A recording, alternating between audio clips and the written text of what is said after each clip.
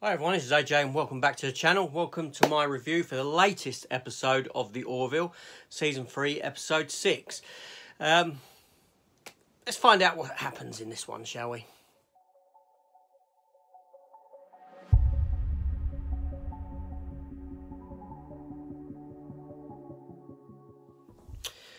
Okay, yeah, so again, welcome back to the channel. Fantastic to have you back. What a ride this season has been. Started off a little bit shaky for me in that first episode, but it seems to have hit its stride now, hit the ground running. So here we are at episode 6, episode titled Twice in a Lifetime. Now, before I get into this episode, I just want to let you know, I want to thank you all, those of you that watch, everyone that watches, everyone that comments, gets involved in the discussions. It's just brilliant.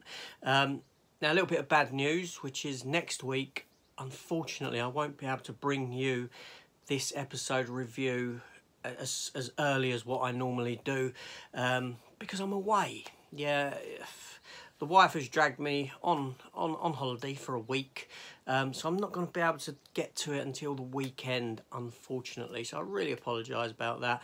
But the week after, I will be back to resuming normal times. Yes, so... but I will do next week's episode review just late, so you know. But yeah, so please hit the subscribe button, come and join the channel. Great stuff. But let's get into this one, Twice in a Lifetime. So the ORVILLE's out in space doing what it does. A little bit of a party at the beginning with Gordon, having invited everyone over to his quarters for a drink. But we find out that Lamar has been playing around with this device and managed to, it's time travel device, and he's managed to engulf the ship with this piece of machinery, and thusly time travel is possible. This is seen as being a major threat, actually, in case the Kalon get a hold of the device or someone like that of that ilk. So the ORVILLE is sent to take the device to a certain location with a load of other ships escorting it. When they get there, the place they're heading to has been destroyed by the Kalon, and a big fight ensues. Now, yeah, great special effects at this point. But then they get away from that, but they decide to destroy the device, so the Kalon can't get hold of it.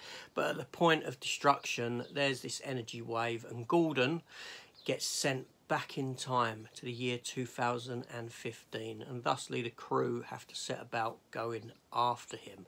So they concoct a plan by which they manage to use this device to get back in time, but only they arrive 10 years later. Yes, they arrive 10 years later, and Gordon, after 3 years of waiting around hiding in the woods, has set up a life for himself with the woman that, if you recall in earlier seasons, the woman from the past that he had a liking for. He went out and he found her and he set up a life with her. He's got a child with her, he's got a home with her. I should have led with home. She's pregnant with a baby, and yeah, just, you know, so there's this moral dilemma here going on, because the Union have a rule that you don't get involved in the past because you can alter the timeline and all this sort of thing. He should have just stayed hidden. Ed Mercer and Kelly, they come down to Earth to find him and bring him back. And you also have the new ensign and Isaac on a mission on Earth to get some stuff out of the Earth that will help power this device to get them back. Now, Isaac goes incognito. He uses a device to turn him human, so the actor doesn't have to appear in robot costume and all this sort of thing. So you get a lovely story with them confronting the issues that they have between one another, which we saw highlighted in the very first episode of the season. But the draw for this episode is the time travel stuff. Now, I'm a big fan of time travel stories, and I like the way that this story evolved over the course of the episode. The episode runs for 1 hour and 10 minutes, another long one, relatively long.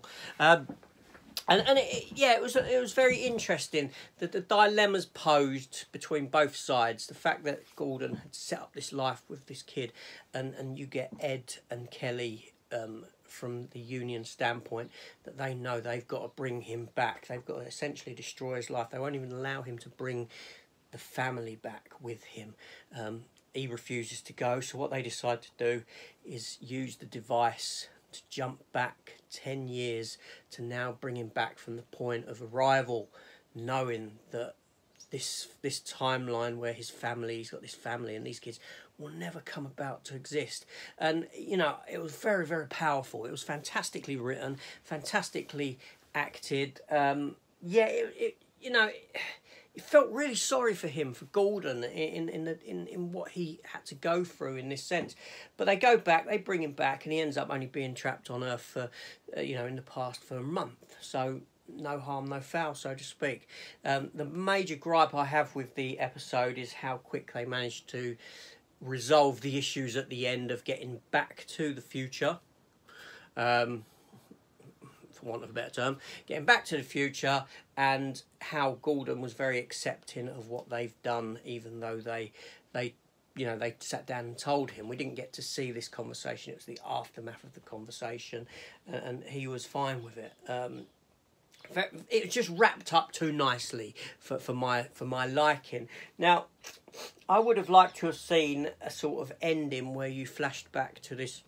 You know, you found out that there is this alternate timeline now that exists, that's branched, and Gordon is still there with this girl, opening up the doorway to some sort of future story. Do you know what I mean? This sort of thing that Star Trek would probably have done, or could have done. I would have liked to have seen that.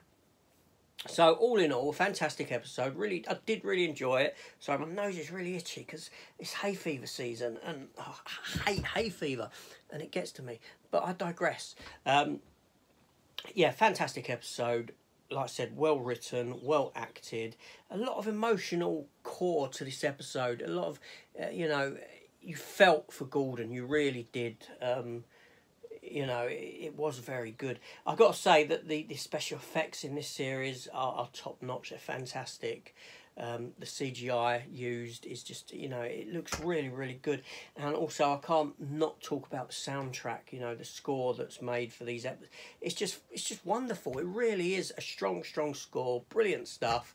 Yeah, it's nice that they revisited the Kelly stuff. Not Kelly, sorry. You know, the one, Jensen and Isaac, that sort of stuff is still there in the story. That's great, because I was a bit worried that stuff was going to be glossed over again. So it's nice to come back to that.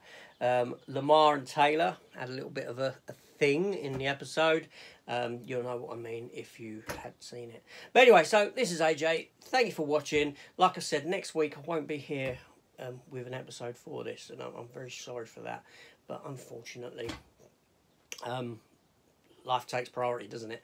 Anyway, and I'll see you on the next one. Take care all, and goodbye.